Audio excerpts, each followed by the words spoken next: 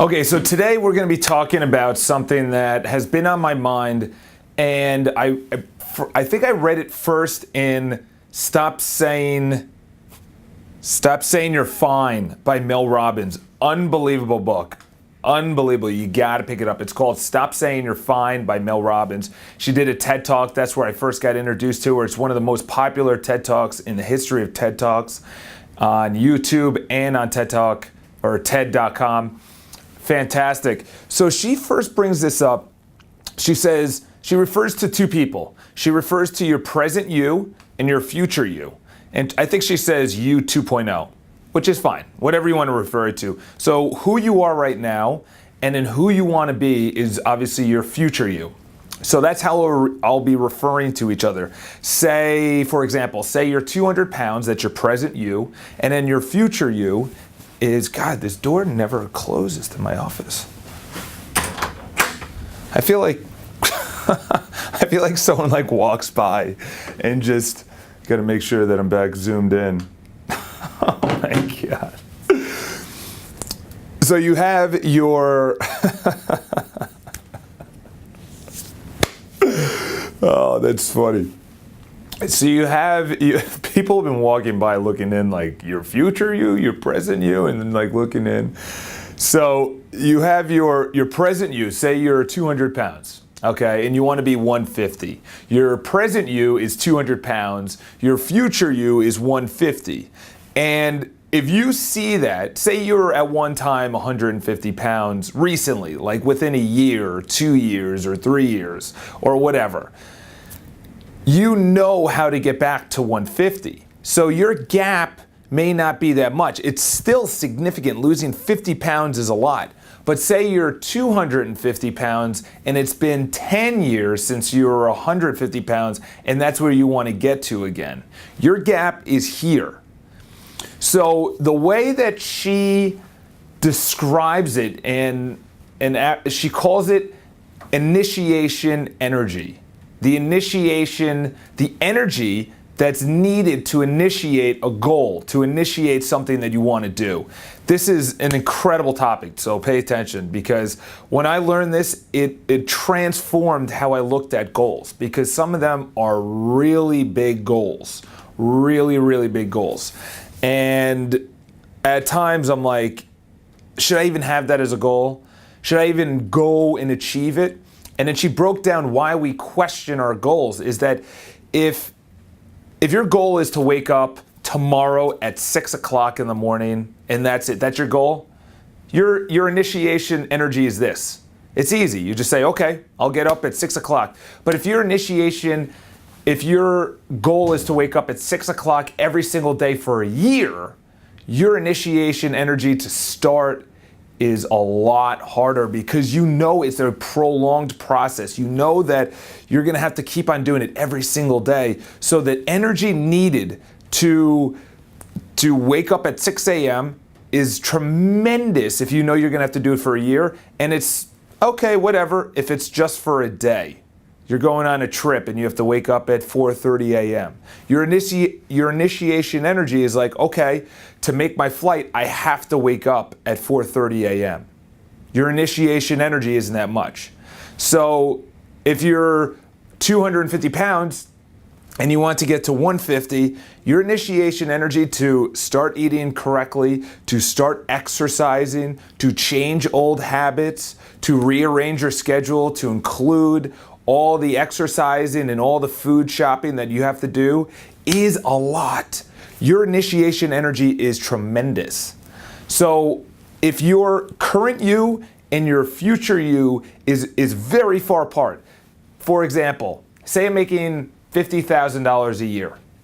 For me to make $60,000 a year, my initiation energy or my future me or your future you isn't going to be that much because it's just $10,000 extra dollars. It sounds like a lot when you're making $50,000, but say you're making $50,000 and you want to make $100,000. You're like, wow, that's a big gap. Or you're making $100,000 and you want to make $1 million a year. You're thinking in your mind, that's a huge energy to initiate what you need to do to make $1 million. And the second part is your gap between your current you and your future you is massive. If it's a small gap, you're like, okay, let's do it. You know, that's fine. If it's like once a week, I'll walk for 10 minutes. All right, cool. But if it's once a day, walk for 10 minutes for a week, for a year, your initiation energy is like, it's got to be a lot more intense. And the second is you'll start to doubt yourself, because the larger the gap between your current you and your future you, the more your brain will say, it's not achievable, don't do it, don't start, stop, why are you doing this? The more doubt will come in your mind, the further out your goal is. So in other words, if my goal is I'm making $100,000 and I want to make $1 million, that's a pretty big gap. My brain will say, you don't know how to do it, you're not willing to do it, don't take the risk, you could fail. So the larger the gap, the more doubt that will come into your mind. So I don't actually have to get over this. In the book, Stop Saying You're Fine by Mel Robbins, she says, just start, just do it, fail. A lot of people say that, and there's no practical, like every single day do something, but she does bring up something which is pretty cool. It's being uncomfortable at least 1 or 2 times throughout your day. Going over to someone that you like their shoes or their purse or their suit and saying, I really like that. But before you wouldn't, because you're like, oh, I don't know what, I like them, but I don't know if I should compliment them. Should I compliment? All right, maybe I'll compliment them. She said, put yourself, and I have a guy that I play hockey with. Great concept. He says every single day he puts himself in an uncomfortable position and then tries to make himself comfortable. So he'll walk over to a girl that is sitting at a table. I said, oh, what'd you do today? And he told me his example, which was he walked over to a girl sitting down at lunch. He had headphones in. He put down his tray and he said, oh, can I sit here with you? There are other free empty tables. People are like, whoa, well, he said, no, it's an uncomfortable position. He's a cool guy, and he's dating someone. So he's just doing it for the friendship. He's just doing it he had no one to sit with. And that was his uncomfortable thing that he needed to put himself into. He put himself into an uncomfortable position. Uncomfortable position could be as little as brushing your teeth with your other hand. Like I brush my teeth with my right hand, brush your teeth with your left hand. Instead of taking I-95 to work every single day, why don't you cut off early and take a side road? Do something that switches up your routine, switches up your pattern. And I try and do that by bringing my video camera out into other areas of the city. Today I actually may do that, somewhere on the river or somewhere in Midtown or, wherever. But to go back to you have your goal, and it's actually just to be self-aware. I think that's the biggest point, is to be self-aware that the larger the gap between who you are right now and who you want to be, the larger the gap, the more your mind will want to doubt you. The more your mind will want to say no. The more you'll have resistance to doing what you want to do.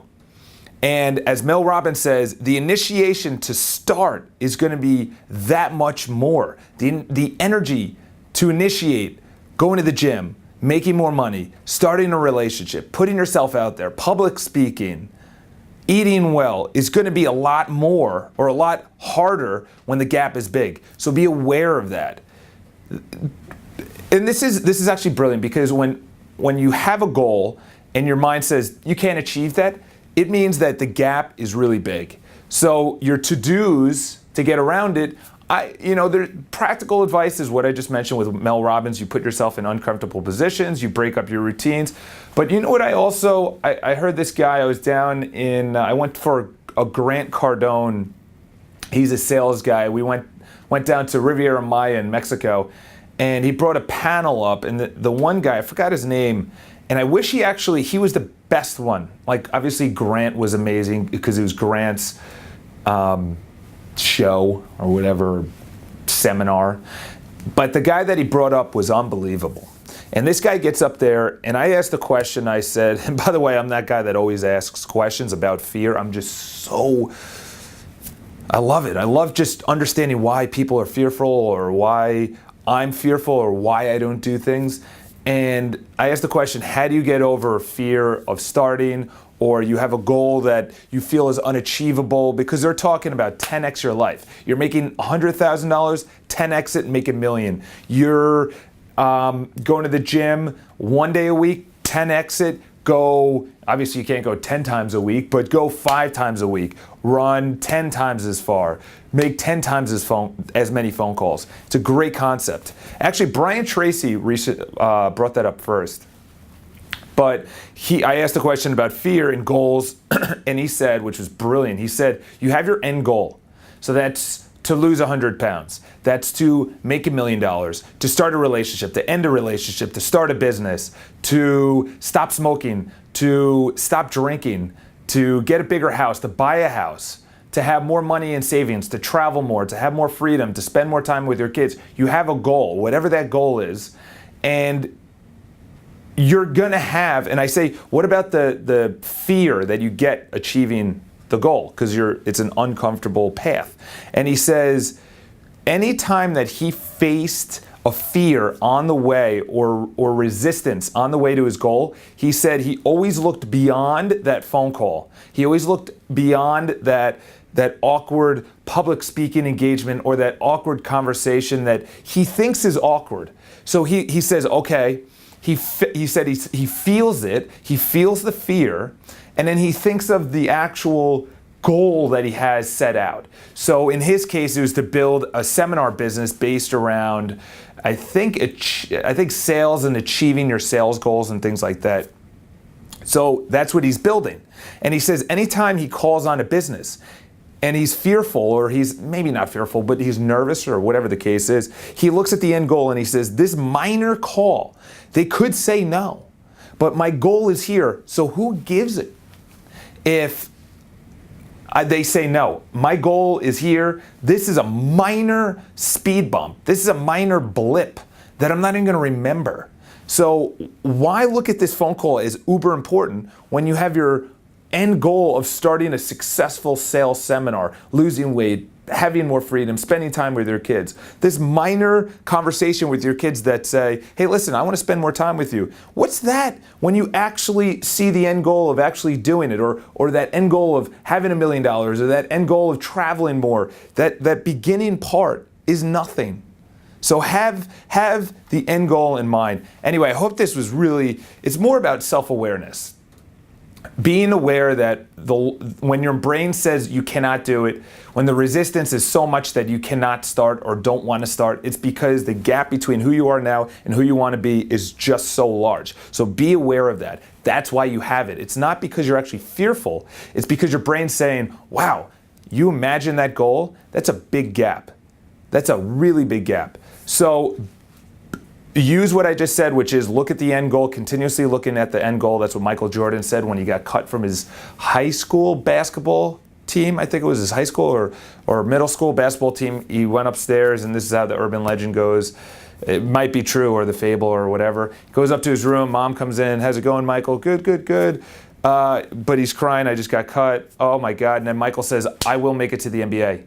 So every day he woke up to practice free throws, to be in the gym, to be on the court, to stay after practice, to be there before practice. His end goal was the NBA. So it's the same thing for you, is whatever your end goal is, have that in mind. And it's for me. And I do these videos because it's as much as me learning it and applying it, because I'm not perfect. I don't have all the answers. It's just I read it, I apply it, and I say, actually, this works. There's a lot of things I read and I'm like, that's a dumb concept, I'm not gonna do that. Or that's kind of amateur. Like, you need to be a little bit more aggressive in your goals and things like that. So anyway, I will be making a video every weekday. Subscribe to the channel. I think I have 1 subscriber. I've been saying that for a while. Hopefully there's more subscribers that come. Leave feedback and follow me on Instagram. Those are my favorite 2 channels. And obviously I'm on Facebook and Twitter, but I don't really tweet and I'm not really on Facebook. So you can follow me there, but Instagram and YouTube are my favorite. So anyway, until tomorrow,